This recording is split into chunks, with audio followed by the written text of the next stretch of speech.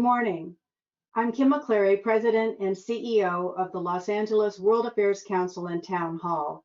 During these challenging times, we have pivoted to live stream programming so that we can continue to offer you national and international speakers on the most compelling and timely issues. But we can't do this without your help. Please consider becoming a member of the Council or making a contribution by going to our website at lawac.org. It is my great pleasure to introduce today's program on innovation and preparation for an uncertain future with the Consul General of Israel, Dr. Hillel Newman. This is a partnered event with the Los Angeles World Trade Center, and Stephen Cheung, President and CEO of the LA Trade Center, will be moderating today's discussion. Dr. Newman and Stephen, thank you both so much for joining us. Stephen, I turn it over to you. Thank you. Thank you so much, Kim. Good morning, everybody. Pleasure to be here today, and it's a fantastic conversation we're going to be having with Dr. Newman. There's a lot of questions I want to get through, so we're going to get right into it. And as the audience know, in California and Los Angeles, we're dealing with a slight increase in terms of the coronavirus cases. So we're looking to the world to really learn from them the best practices and how they're able to handle some of the issues that are arising very quickly. And from these experiences, we hope to be able to reduce the case spread as well as the death rates. And we're very fortunate in Los Angeles to have the world's third largest consular corps. After New York and after Hong Kong, we have over 100 different countries represented right here through our consular corps system. And one of the most active and most impressive consulates, of course, are Israeli Consulate. And our Consul General, who's been with us since last year, has always been a great supporter of the international community. But I'm sure his experience here coming to Los Angeles since July has changed significantly in this year. So with that, I would love to ask Dr. Newman to share a little bit in terms of what's happening in Israel and what you're seeing on the ground and what we can learn from each other. Dr. Newman? Hi, good afternoon, everybody. Stephen, thank you very much. Deep gratitude for being my moderator and host. I'd like to also open with deep appreciation to the World Affairs Council, the Los Angeles World Affairs Council, to the World Trade Center of Los Angeles, the Town Hall as well. I attribute great importance to these organizations, distinguished organizations that give such wonderful service to the community. Great fan and supporter of the organizations, and so it's really my pleasure to be hosted by you. Also, special thanks to Claire and Jessica, and of course Kim, for introducing everything and helping in making this happen. Okay, I'll just open with a bird's eye view of issues that perhaps we can, of course, dwell on them later. But I'll open with, let's start off with the exact situation in Israel. The data is that we have at the moment, up to now, 260 fatalities, deaths. 260 is really, I mean, every soul is a terrible tragedy, but that's actually a 1/10 of the US mortality rate. The second thing is the amount of sick people. We have now 4,186 active sick people. Out of the total, we had 16,000, more than 16,000 people who were stricken by the coronavirus. As of now, we have 55 people who are being ventilated. And we have the bigger issue, of course, or the issue at the same time, is the unemployed. The unemployed in Israel has risen from 4% in February to 26%. So the economic issue is central and on the agenda. In general, we've flattened the curve, and we've reached a situation that those that are recovering are greater in number and quantity than those who are sick. So we have actually flattened the curve, and that enabled us to be one of the first countries to implement a pilot exit strategy. Israel has implemented a pilot exit strategy. We were actually, I think, the second in the world after Austria to begin. We were also one of the first to implement the restrictions, to impose restrictions on movement at the beginning. It was already in February, but we were one of the first to go out and implement the exit strategy. We can talk about that if people have questions, what exactly the exit strategy is in Israel. I'll just say a few items which are, I think, unique to Israel. The first thing is that a new government was set up in Israel, what's called a emergency national unity government. I think we are the only country in the world that the impact of Corona has been coming together and a forming of a national unity government. It's like the Republicans and Democrats coming together to make a government in order to meet the challenges. So that happened in Israel, and the government is supposed to be set up tomorrow in our Knesset. Second thing I'd mention, which is quite unique, is that Secretary of State Pompeo is right now in Israel as we speak. He began an official visit this morning, Israel time, and that just, I think, demonstrates the intensity and the intimacy of the relationship between Israel and the United States. We have many issues on the agenda, and even we're in a pandemic. Even so, we can find the ability to meet. And this is his first official visit abroad since the outbreak. Another thing I would say is unique to Israel was the high-tech approach.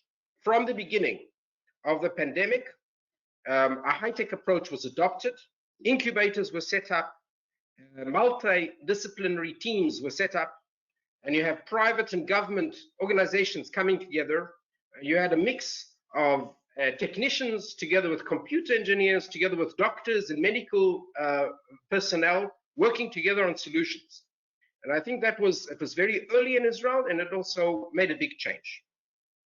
Another aspect I mentioned, which is unique about Israel, was it was taken as a national security issue.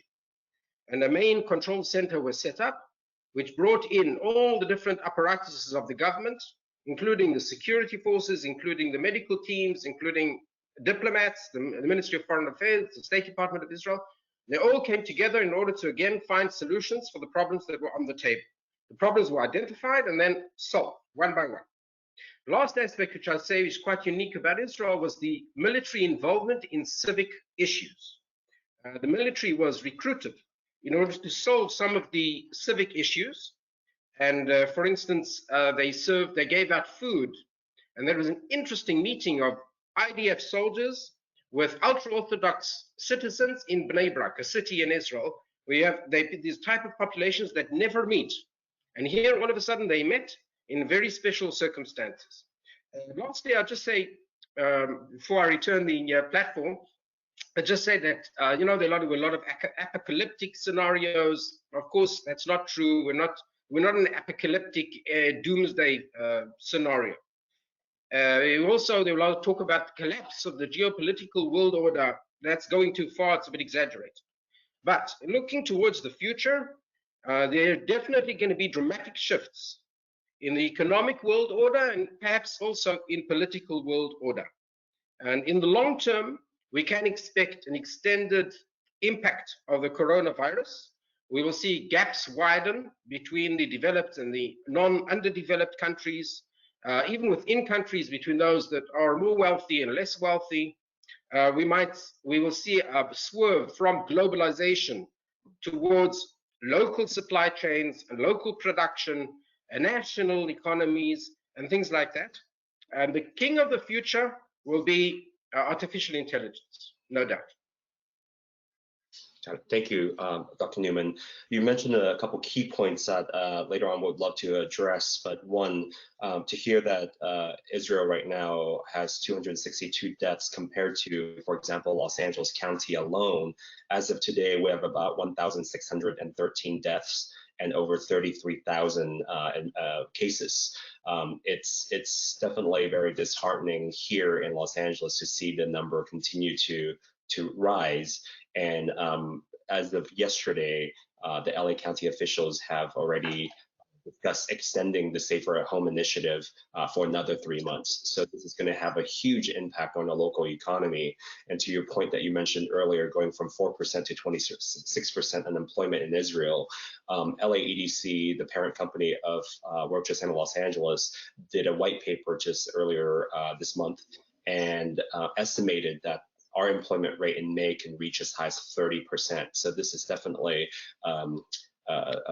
something that we share with the global community in terms of the balance between health and also the economy. With that said, a lot of our folks here, whether it's local municipality, we're depending on our government system to work and to function properly. And what you mentioned is actually would love to delve a bit deeper to get more information. We would like to see our elected officials, especially in Washington, D.C., to work more collaboratively to solve some of these issues. You're mentioning the forming of this new government in Israel. Can you give a bit more context in terms of how that's happening, how that partnership is doing, and what the expected outcome would be with a unity government? Sure. Sure. Well, it is an amazing impact, I think, of the coronavirus that this government has come together. As I said, it's like Democrats and Republicans coming together and forming a government. It's called the Emergency Unity Government, and it is supposed to be set up tomorrow in the Parliament. So it is quite dramatic. I would just make one reservation. You know, Israel is a very strong democracy, which is quite rare in the Middle East sometimes. But our democracy is such that the Supreme Court has the final say on different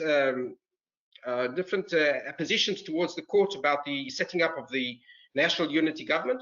So the final word will be in the hands of the Supreme Court. So we're waiting. At the moment, the government is going to be set up tomorrow, hopefully. And then the Supreme Court will have its say. The Supreme Court, if it approves and everything's fine, then we have a national unity government composed of more than 72 members of parliament out of 120. It'll be one of the largest parliaments ever in the history of Israel. I'll just say perhaps a few interesting insights about it is one, this was a result of significant compromise. There are two big parties that came together. One is the Likud party under Netanyahu, and the other party, which is called Blue and White, under Gantz. Gantz ran a very severe campaign against Netanyahu, and he gave a pledge during his campaign that he would not sit with Netanyahu. And following the elections, due to the setting up of an emergency national unity government, Gantz had to go back on his pledge, which is a big compromise. The compromise on Netanyahu's side was that for the first time, he's going to limit his term as prime minister, and they're going to do a rotation. So Netanyahu, who's the longest serving prime minister in the history of Israel, 13 years now, he's got a cap. And the cap is 18 months. And after the 18 months, Gantz will take over as prime minister. So both sides had to make significant compromises in order to form this government. And I think that's advice, a recommendation for everybody. In periods like this, we need compromises. Otherwise, you can't move forward. Now, the biggest challenges facing this unity government, of course, the health and the economy. In Israel, it's not seen as one is political and the other is urgent. We see both of them as urgent, both of them. You know, there's a saying in Hebrew which says, you need a healthy soul in a healthy body. So you need both. You need a healthy soul and a healthy body in order to move forward in life. So we see both of them as urgency situations which need to be addressed. And we hope for stability. Got it. You also mentioned before about an approach of using high tech. For the audience, there is a document that's attached to this webinar, and it shows that if you open it, you'll see that there are over 70 Israeli companies that are using tech to combat and address coronavirus issues. Would love to learn more about basically what kind of technologies are being developed right now, and also because we have a lot of audience members that want to ask questions, I want to give them some time to answer it. So I'm going to mix in a couple questions together as well. Knowing that California and Israel previously have signed an MOU agreement already, talking about collaboration, especially with technology, can you talk a little bit about not only the tech that's being developed out of Israel to address this global pandemic, but also some of the partnership that's happening with California and with the US, especially with Secretary Pompeo there? What kind of partnerships are available and happening right now between Israel and the United States, and especially California, to address some of these issues? Sure. I'll try to do that briefly. First of all, the challenges which face us due to the pandemic and due to the period of time is also a period of opportunity. And I think that Israel is best situated in order to move very quickly from difficult situations in finding solutions. I think that's part of the experience of Israel and the unique aspect of Israel, that we're the only ones, I think, in the world who were sitting in shelters with gas masks during the Gulf War. We're the only country in the world that has rockets sent on the country from the south, from Gaza. So people in Israel are used to the fact that you can move very quickly from a regular normative situation to an emergency situation. And I think that helps also in the high-tech community in addressing the issues very quickly. And another general remark I would say is that the pandemic is definitely going to accelerate trends which existed even before. The trend of moving towards artificial intelligence is a trend which existed before, but it's going to be accelerated dramatically due to the pandemic. If you look just at the top companies 10 years ago, the top 10 companies, you'll see that most of them were energy companies. If you look at the top 10 companies today, they're mostly software, high-tech innovation. So the world is changing. You asked about innovation coming out from Israel in the pandemic context. Let me just give a few examples. I won't go into all the details, of course, but just an example, a few examples from different fields. For instance, remote telemedicine. That's a very significant field, and Israel has come out with robots that can give service to patients, even giving food, giving communication service, taking vital signs, all kinds of things in order to minimize the contact between the medical staff and the patients themselves. Also, communication services in order for the patients to speak with their families. It's robots which walk around and serve the patients. There's a very interesting company, Temi, to look at. PPEs Israel set up many companies that produced 3D PPEs, like face shields and all kinds of things. So that's another big aspect of self-production of PPEs, which has been taken very seriously in Israel. Third aspect is contact tracing. There's a few companies in Israel dealing with that. One of the central ones is Magen, which initiated an application that everyone can download on their cellular phone, and that enables the tracing of your movements over the few days, so that you can always backtrack and see if you had a cross junction with someone who was then afterwards diagnosed as sick. Ventilators. Let me give you an example of the ventilators. Paramedics in the military took the idea of a manual balloon that you usually use to ventilate someone in a battlefield, and they changed it swiftly into the use of ventilators in hospitals. So the result was that you have cost-effective, very cheap ventilators for $1,000, which served more or less the same purpose as the large medical ventilators, which cost $30,000, $40,000. Let me give one or two more examples. Diagnostics. It's a big field in Israel. Many high-techs are involved in it. Just give one example is, for instance, Surgical Theater, which is a company which is here in Los Angeles, has a branch here in Los Angeles, and they do 3D dimensions of the human body, and you can see the coronavirus. You can color the coronavirus and see how far it has reached in the lung. It's a very special and new application. A remote delivery. That's another field which is very central in remote delivery. We have drones which can deliver produce, food, whatever, and it's already in use in North Dakota and other places in the United States. So I'm just giving a broad view of the aspects. As to Israel-California cooperation, I'm glad to say that there is quite extensive cooperation. We have water technology, very extensive cooperation, green tech. There are quite a few fields, cyber security. But that's besides, of course, the regular trade. Our trade is reached close to $2 million each side. So we're talking about quite a significant amount of trade.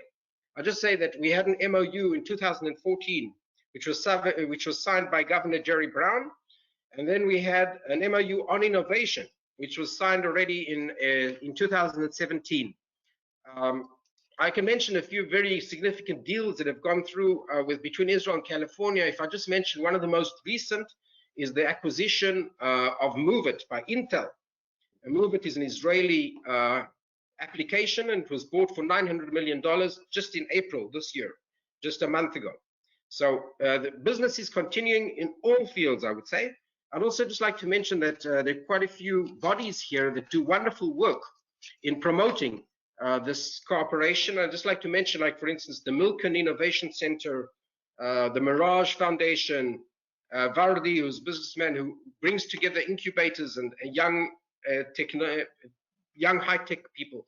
So there's a lot going on, I would say, especially in the water technology. We know there's a shortage of water in California, and therefore we've taken this seriously, and we've set up a desalination plant, an Israeli company, and we also monitor the desalination plant in Santa Barbara. There's a lot going on in water technology. Perfect. I'm going to ask one last question before turning it to the audience. You mentioned a lot in terms of the future, artificial intelligence being accelerated, and also with the global economy changing very quickly in terms of trade continuing. In Los Angeles, we're very dependent on international trade as a major economic driver here, with the Port of Los Angeles and Port of Long Beach seeing a drop of around 15% in just the first quarter. And also LAX, the world's fourth busiest airport, have seen a 90% plus reduction in their traffic. This is going to impact our world in the future. So from your perspective, with all the advances in technology, and also now people are required to have additional safety requirements before they can go back to work, what is your projection for the global economic? I know it's going to be a very difficult way to project the future, but in your mind, what do you see the future is going to look like from an Israeli standpoint and also for the rest of the world? Yeah, if I look into the future, I would say that it's definitely artificial intelligence. As I said before, I don't think that we should take these apocalyptic scenarios and these exaggerated statements seriously.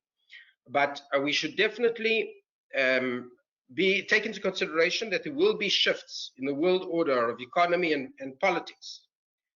And there will be short-term results, impacts, and there will also be long-term. If you look at the short-term, then I would say, okay, there will be an upbeat in consumer demand, especially when as people get more free and they have freedom to move around and shop and whatever, we'll see an upbeat in consumer demand. But the long-term effects are more important to note, and that's also this is a comment also for those who are, let's say, unemployed or looking towards the future. Where should they go? So I'd like to give a few pieces of advice. First of all, you should understand that globalization is on the down right now, and there's more of a turn towards the primacy of what we call state sovereignty or national state economies, or self-reliance, and this food and energy security. And there's a lot of competition. So with all the multinational, multilateral cooperation, there's also competition. So each country will also need to take care of its own needs and affairs. This will have a few results, which I'll mention. Another aspect which I think you're projecting to the future is there will be a shift from global supply chains to local supply chains. If you look at, for instance, the retail sector, especially those have been hit hard, or especially the low wage and the low skill in-person services. They should take into consideration that things are going to shift. They're going to shift towards online services, digitalization, automation. So some of these people might find themselves out of work in that line of work. So they should start thinking about their future. Gaps will widen between those that are, let's say, more wealthy or more, especially if you look at national economies, those that are stronger and more wealthy will come out of this, I wouldn't say stronger, but they'll come out of this, they'll survive much better than those that are not so strong. We might even see the fall of regimes. So things are, now, if you look into the projection into the future, I would say the following fields should be noted as the central fields for the near future. Artificial intelligence, especially in the field of any field of high tech and innovation and applied sciences of these aspects. Remote technologies, all the different types. Tele everything, as one would say. Digitalization, moving things from online, from in-person services to automation and digitalization. Streaming services. We've seen Netflix and other companies on a rise due to the coronavirus. All streaming services like Zoom and like others have risen immensely, and that we will most probably see that continue. Biotech is the aspect of the future. Robotics and the whole field of non-touching, touchless. And that's a big field which is very developed in Israel and going through developing right now. But those are the fields. I would say local production supplies and local production delivery systems. That's a big thing for the future. Food and energy security, mainly self-reliance. I think cyber is a big thing in the context of online services and digitalization. Cyber security, cyber maintenance. These are the fields I think that people who are unemployed or people who are looking towards the future, where they should look. Thank you, Dr. Newman. I want to at this point turn it back to Jessica from the World Affairs Council, who's been screening some of the questions that are coming in. I know there are a lot of them, so hopefully we can get to a couple of them. Jessica, would you like to join us and give us some questions that the audience has been sending in? Sure, thank you. So yes, we are getting quite a few questions, so I'll try to get to as many as I can. The first question is, sorry, it moved, there's so many coming in. How long does it take to bring medical equipment and pharmaceutical products to market in Israel? Can it be done in months and not years? Are regulations easier than in the US? Thank you for the question. My only condition about the questions is that they must be questions that I can answer, not questions that I cannot answer. Okay, medical. Let me just say that, look, our guidelines on medical devices and medication are not more stringent than the American or the European, like the FDA and the other services that authorize medication. In fact, most of the medication that is even produced in Israel or even manufactured in Israel, it is first sent off to get the approvals of FDA and the central organizations that run these things and give the authority, give the jurisdiction, the global jurisdiction. So I would say that if anyone wants to bring a drug into Israel, he or she should first get the FDA approval, get the global approvals. Once that is done, it's very easy to bring the drug into Israel. It's just a matter of logistics and getting approval and clearance. I can't give you exact time because things are changing now with Corona and people out of work and whatever, but the process is not extended as long as it has already FDA approval or approval of what's a recognized global conglomerate in this aspect. If it does not have any approval and is just seeking the approval of Israel, then that's a limited approval. I mean, we're not a world authority on this issue of medication. We have a lot of qualities. We're not ruling every quality in the world, and medication is not we're not the number one on that. So we can our recommendation is that they first get the FDA approval of the global big consumer aspects, and then come to Israel. And then the process will be very easy. Thank you so much. Can you tell us about the COVID-19 vaccine being developed in Israel? When will it be available? And is the company able to produce quantities to help supply other countries? Thank you. That's a very important question. And yes, vaccines is a big thing, big item on all of our agenda, because we know that there will not be a full return to normative society without a vaccine. It doesn't matter what we say and how much we put in effort. All the time that the coronavirus is abundant and we do not have a vaccine, we will always have this threat hanging over our shoulders. So the only real solution is vaccine or antibodies. Now, there's a difference also between antibodies and vaccine, of course. Antibodies fights the coronavirus even after you're infected, and the vaccine is in order to inoculate you before, in advance. In both fields, Israel has seen quite a few breakthroughs.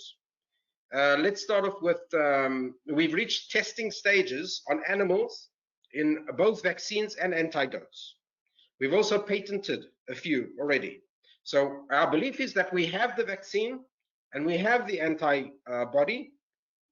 So the chemical side or the research side is over. The process now is to go through the procedure. As we just relating to the previous question about medication, we turn to the FDA and we turn to the global bodies on this issue, and we've requested not only patenting but also clearance and approval. So let me just mention, for instance, antibodies have been developed in the Institute for Biological Research in Israel. It's a central biological institute in Israel. They believe that they have developed the antibody. It's based on plasma, blood samples of those who were sick. They took tens of thousands of samples and worked on it in order to produce the antibody. We've passed the R&D stage, and it's gone to the stage of experimentation on animals. The second thing is vaccine. We have 3 institutions in Israel that believe that they have developed the vaccine. As I said, we've passed the stage of the R&D. If you want to look it up, then for instance, there's one vaccine is called MigVax. It was produced by Migal. Migal is a company in the north of Israel, in the Galilee area of Israel. It's a very small company, and no one believed that such a small company would come out with a vaccine, but they were one of the first in the world market to come out with a vaccine. The secret is that they had already developed a vaccine for poultry before the coronavirus came out. They knew that there was corona in poultry, so they developed a vaccine for poultry. And when it hit human beings, then it was very easy for them to understand the sequence, to understand the RNA and the DNA, and therefore they immediately worked on the vaccine. They believe that they have the vaccine, and it's moved over to experimentation on animals. The next stage will be experimentation on human beings. There's also cooperation with California on this, which I'd like to mention. There's the Weizmann Institute in Israel, which is a research institute, very distinguished institute. They have partnered with a company here in the California area called Post-Era, and they're working together scientifically on the production of a drug that will help.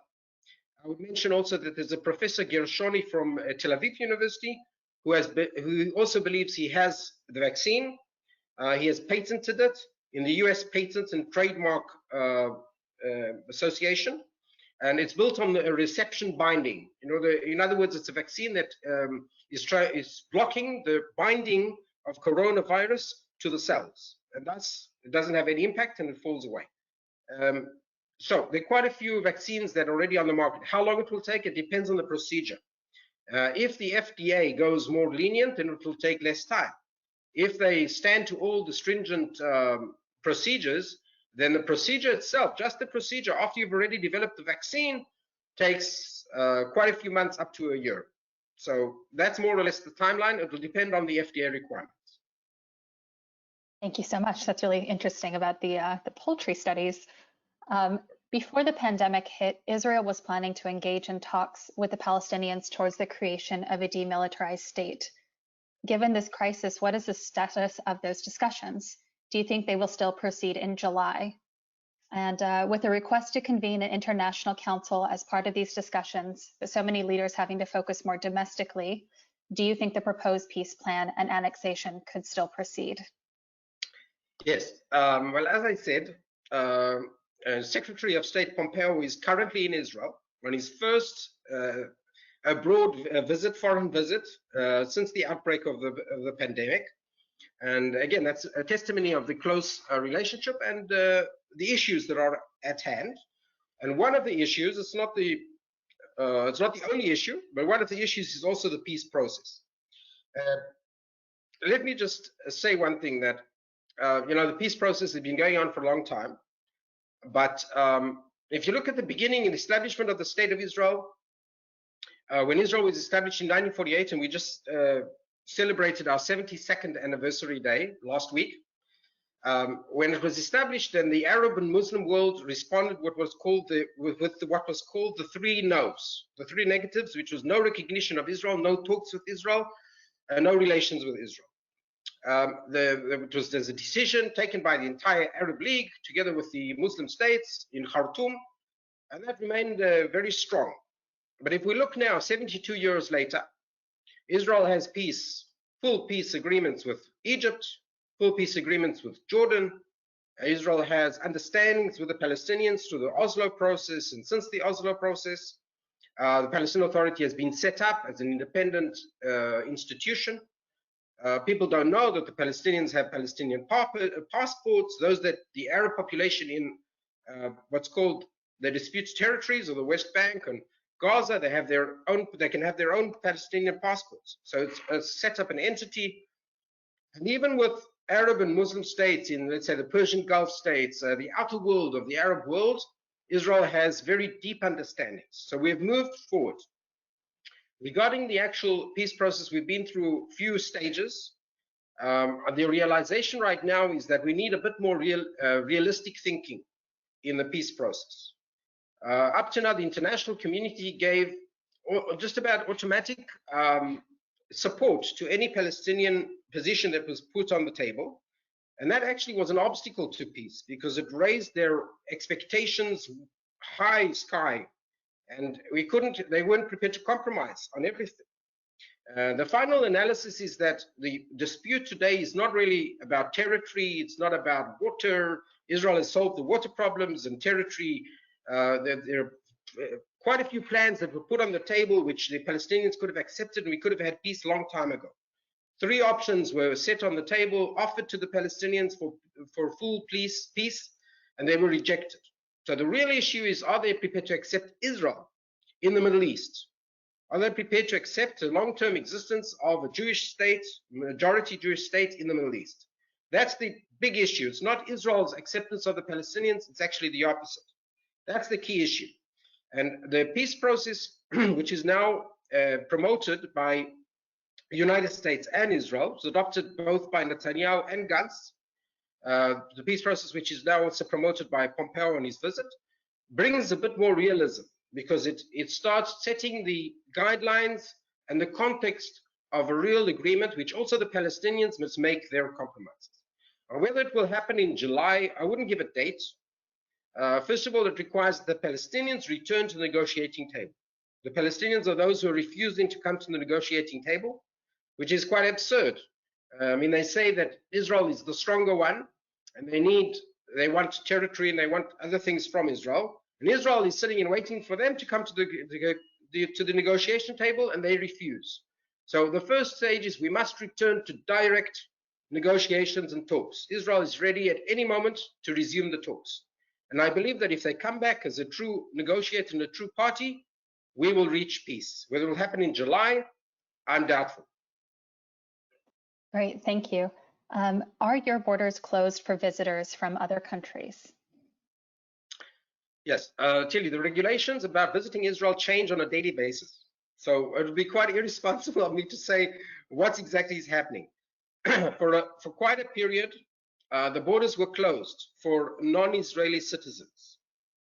So, and that what was a big issue for us here in the consulate, in all kinds of cases of people who wanted to visit for extenuating reasons and emergency cases, and we had to deal with it. And the problem was that the borders were really closed for non-Israeli citizens in an attempt to not spread the virus too much. Slowly, the regulations are changing. It's not totally open. Those who want to visit can request, and then we can request for them. And we have to get clearance for a non-Israeli citizen to visit Israel. We need to get clearance for them to visit. They must turn to us by email or telephone. They don't need to come to the consulate. They can send an email, and we'll take care of the request and make sure that it's submitted to Israel. And the regulations change all the time. They're going more lenient all the time. So if anyone is interested in visiting Israel, they should turn to us, and we will give them the directive of how to move forward. Thank you. What is Israel's commitment to international health organizations and the need to provide assistance to countries without the infrastructure enjoyed by Israel? International assistance and cooperation is a high priority, top agenda issue in Israel. Well, since the breakout of the pandemic, also Israel has initiated cooperations between research institutes in Israel and between research institutes around the world, United States, of course, but also other places. Italy, even places that were hard hit by the disease, we've worked with them in order to on the R&D and on solutions and all kinds of things, scientific research, partnerships, and all kinds of things. Regarding aid, Israel has also, it took a little time until Israel stopped procurement and started producing. We moved from procurement to self-producing, and within 2 or 3 weeks, we had excess PPEs for the Israeli market, the Israeli need, and we started giving to others. So we gave out PPEs and all kinds of assistance to different countries like Rwanda in Africa, Guatemala in South America, in Latin America, to Uzbekistan in Central Asia, all kinds of different African states and Asian states. We gave out assistance. Besides that, we also have Israeli organizations, which I'm so proud of, NGOs and others that work, like even here in Los Angeles, we have an organization called Israel, and I went to volunteer there yesterday. I went to see their activity, and I was so impressed that I joined the crowd and I started volunteering. They pack food packages, and deliver food packages, thousands of food packages to needy citizens in the Los Angeles area. So we have quite a few Israeli organizations that are on the giving side, on the donation side. I'd also like to mention Teva. For instance, the Israeli Teva medical company gave 6 million pills to the American market, and we were also dealing with that. There are also mutual donations from California to Israel, from Israel to California. So this is also a big issue that we deal with, but medication is number one, whether it's pills, actual pills, physical pills, or whether it's PPEs. Israel is involved in global aid. Thank you. In March, Vice President Pence and Israeli Prime Minister Benjamin Netanyahu agreed in a phone call to advance technological and scientific cooperation, and there's now a bipartisan push in the US Senate to do just that. Can you talk about the process for enhanced US-Israel cooperation around technology? Yes, there are many such initiatives. And we know also that there's legislation going forward in the Congress in order to support such scientific cooperations, not only statements by Pence and Netanyahu, which came out at the beginning of, more or less relatively at the beginning of the pandemic, but there's also legislation that's going to Congress, which is going to promote a scientific cooperation between Israel and the United States. There are many such initiatives. Some of them are G2G, government and government. Some of them are B2B. Sometimes it's also R&D centers work with other R&D centers. Like, for instance, the Weizmann Institute in Rehovot in Israel works with their counterparts in the academic and research field all over. Or, for instance, the Rambam Hospital, which is a medical center, works with. So I don't want to get into all the details. It'll be quite boring. I just want to say that there are a lot of initiatives going forward, just like the Iron Dome. We all know the Iron Dome, which was the first operative system which enabled defense against ballistic missiles, produced together by the United States and by Israel. And it's now the one and only really operative system that can cover all ranges of missiles and rockets to protect. And we can protect the United States as well against enemies. So this was a result of co-production, of working together. And we're lucky that we have such a wonderful alliance with the United States. I think that Israel has no better friend and no better ally than the United States. And I think that the United States knows that they have no better friend than Israel. So this alliance is very important, and a lot of initiatives. Some of them are also between the R&D centers, so I don't want to go into the actual details of them. But in all the fields that I mentioned before, whether it be security, tracing, telemedicine, remote censoring items, and all these things, there is cooperation going on between US and Israel and other global players. Thank you. What are Israeli healthcare NGOs, such as Save a Child's Heart, doing in the midst of the COVID-19 pandemic? You're talking about NGOs, or you're talking about governmental healthcare systems? They said Save a Child's Heart, so I'm not sure if that's an NGO or... Okay. What I would say is that, first of all, let me talk about the policy of the state of Israel, which also leads on to NGOs and how they fit in. First thing I would say is that Israel has developed the largest economic assistance package since its existence. It's the first time that they've developed an economic recovery plan to the amount of 18 million shekels, which is $22 billion. I know that's small in comparison to the United States. Our capabilities are not the same as the United States, but for the Israeli market, it's the largest assistance plan that was set out in history. What I think is important about it is that there are 4 blocks to this plan. The first block is the health and civil provisions, and that means acquiring PPEs, acquiring respiratory machines, ventilators, all these things, taking care of the basic needs of the civic population and supplying them to hospitals. The second block of the aid is social security net, what we call a social security net, and that's taking care of the workers, taking care of that they have paid leave, that those that are unemployed get unemployed pay. All these things were extended. All these things, grants were given to those who are unemployed. There was extended unemployment pay for those who are unemployed. Also, the government made decisions on extending the leave of absence from work while being paid. So all these things were addressed in the social security net. The third aspect is the business continuity. The business continuity is all the aspects of solving the problems of rent and utilities for small and medium businesses mainly that need to continue to survive, and they don't have the ability to survive on their own. The fourth and last aspect of the package of the Israeli assistance package is what we call economic acceleration, and that's the idea of R&D, promoting new fields, the innovation, the fields that will be the fields of the future, digitalization, training the people who are unemployed to move to shift over to the trades of the future, as one would say, postponing government fees and debts that one may have towards the government, like taxes. All these aspects were taken care of in the fourth bulk of the assistance. Now, NGOs fit in different categories here. Like, for instance, PPEs. So you've got a lot of what we call civil needs. There are a lot of NGOs in Israel that have entered that niche.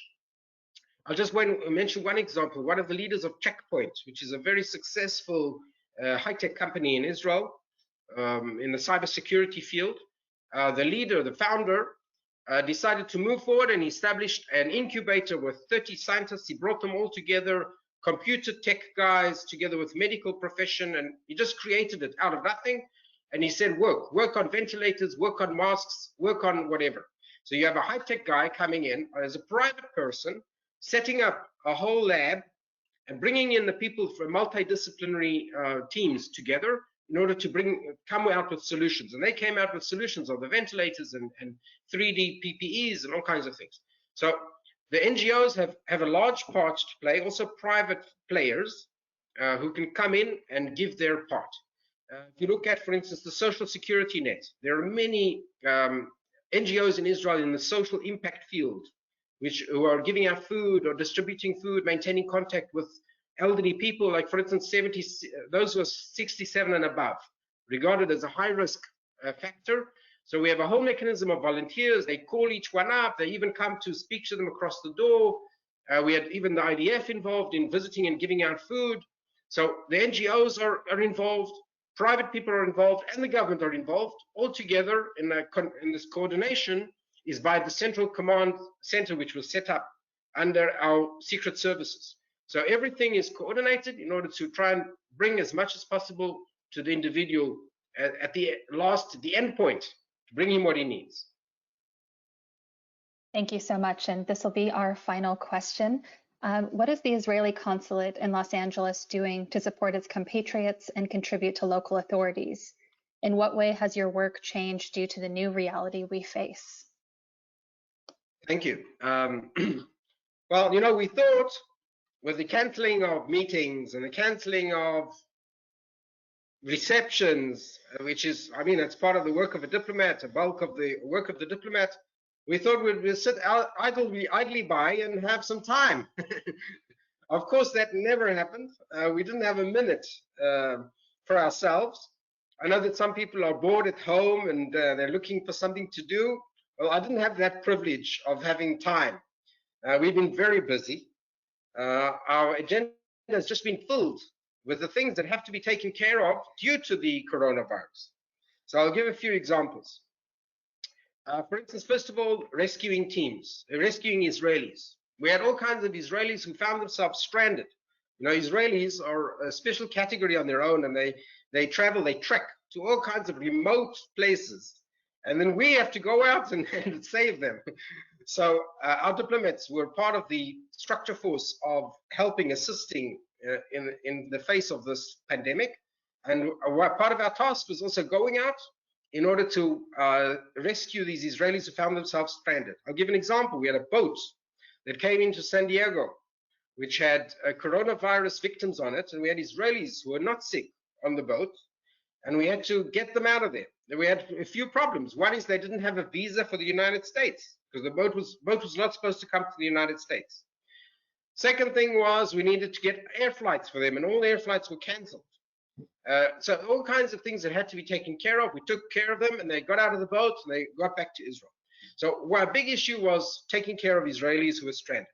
Second issue is, for instance, transferring bodies. Just like we have to take care of the living, we have to take care of the dead. And we had a lot of requests of people, and this is a time issue. You can't postpone it. So we had people, their dear ones passed away. They had left in their will that they want to be buried in Israel.